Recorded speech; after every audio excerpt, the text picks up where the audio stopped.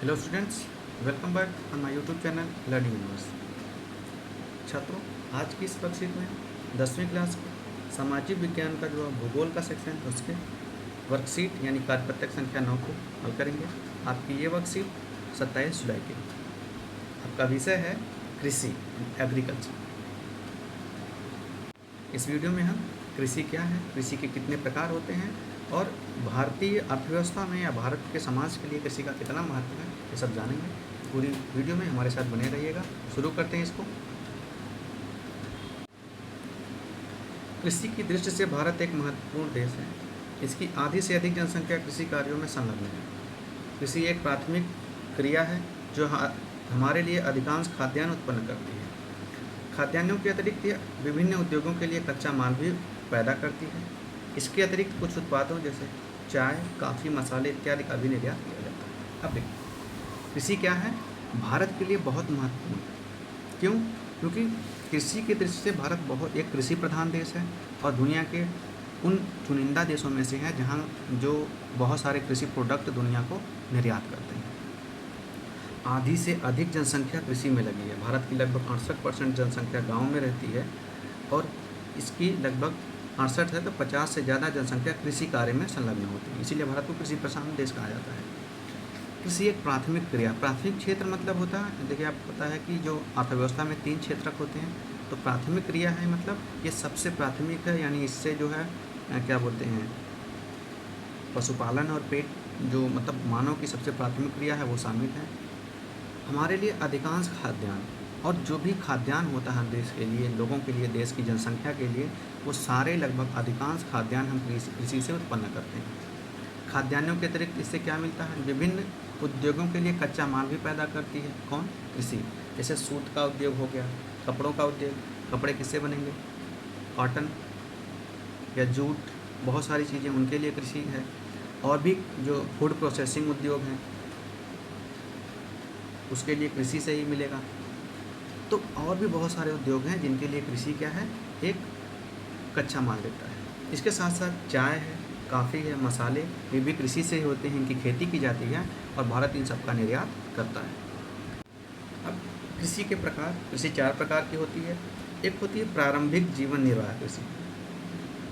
भारत में यह सबसे ज़्यादा होती है, मतलब जीवन निर्वाह। लोग खेती किस लिए करते हैं कि अन्न उपजा लें और उससे अपने पेट का पालन कर सकें, परिवार का भरण पोषण कर सकें, तो यही प्रारंभिक जीवन निर्वाह कृषि होती है। दूसरी गहन कृषि होती है, तीसरी वाणिज्यिक कृषि होती है और चौथी होती है रोपण कृषि। 4 प्रकार होते हैं, चारों प्रकारों के बारे में नीचे हम पढ़ते हैं। प्रारंभिक जीवन निर्वाह कृषि। प्रारंभिक जीवन निर्वाह कृषि भूमि के छोटे टुकड़ों पर आदिम कृषि औजार जैसे लकड़ी के ढांव, खुदाई करके, छड़ी या परिवार समुदाय के श्रम की मदद से की जाती है। इस प्रकार की कृषि प्रायः मानसून, मृदा की प्राकृतिक उर्वरता और फसल उगाने के लिए अन्य पर्यावरणीय परिस्थितियों की उपयुक्तता पर निर्भर करती है। यह कर्तन दहन प्रणाली स्लैश एंड बर्न कृषि है। इसके अंतर्गत किसान जमीन के टुकड़े साफ करके उन पर अपने परिवार का भरण पोषण के लिए अनाज व अन्य खाद्यान्न फसलें उगाते हैं।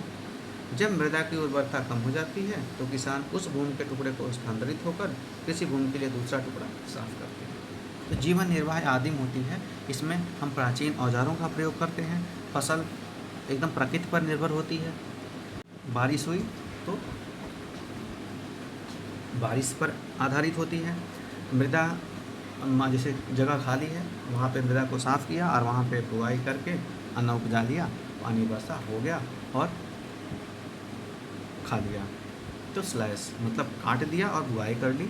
लेकिन जैसे ही मृदा की उपजाऊपना समाप्त होता है तो वो जो लोग होते हैं वो दूसरी जगह मृदा पे जाके फिर से क्या करते हैं, खेती करना शुरू करते हैं।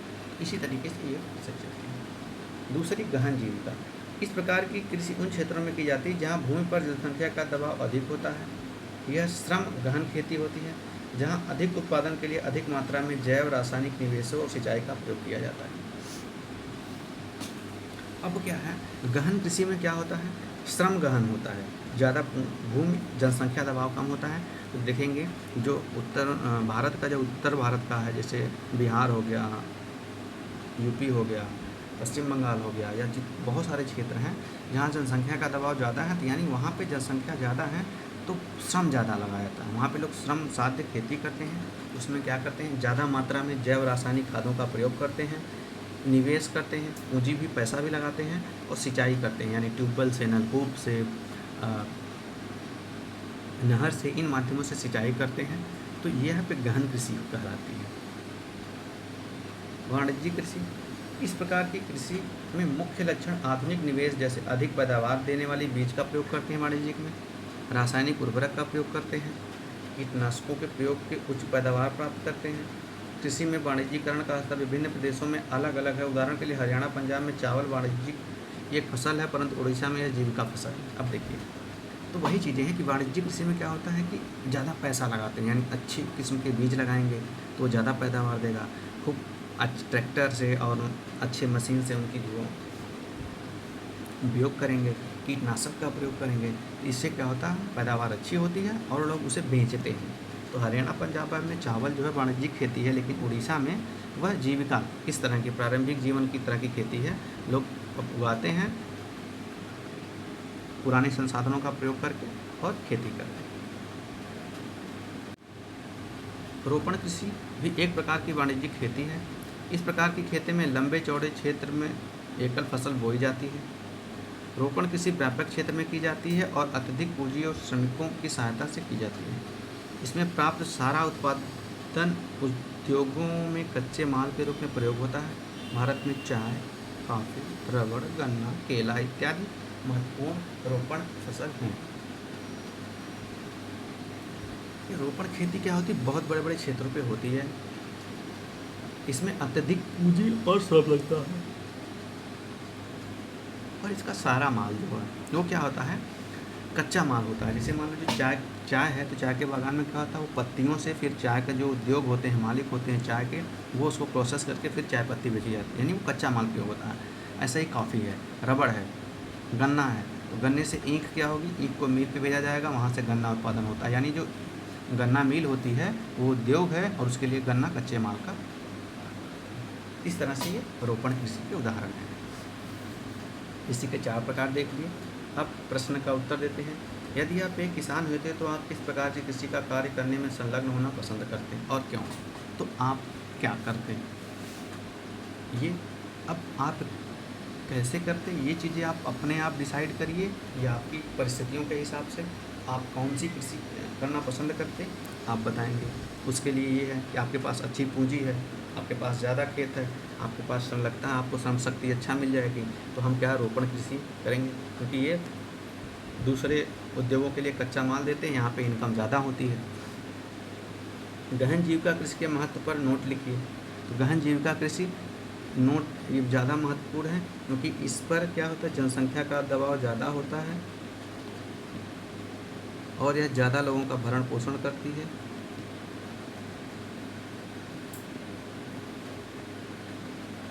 इससे भूखमरी कम होती है,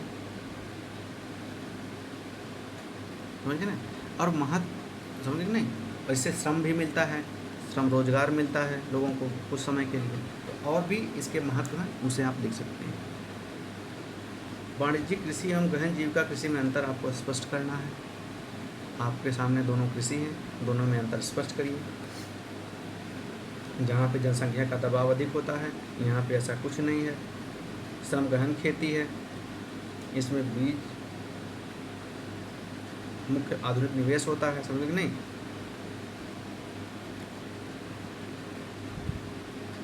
इसका मुख्य वाणिज्यिक स्तर होता है। तो इस तरह से इन दोनों का आप अंतर लिखिए और लिख के अपने कक्षा अध्यापक पर चेक करिए। आपकी ये 10वीं क्लास की सोशल साइंस की वर्कशीट 9 समाप्त होती है। धन्यवाद।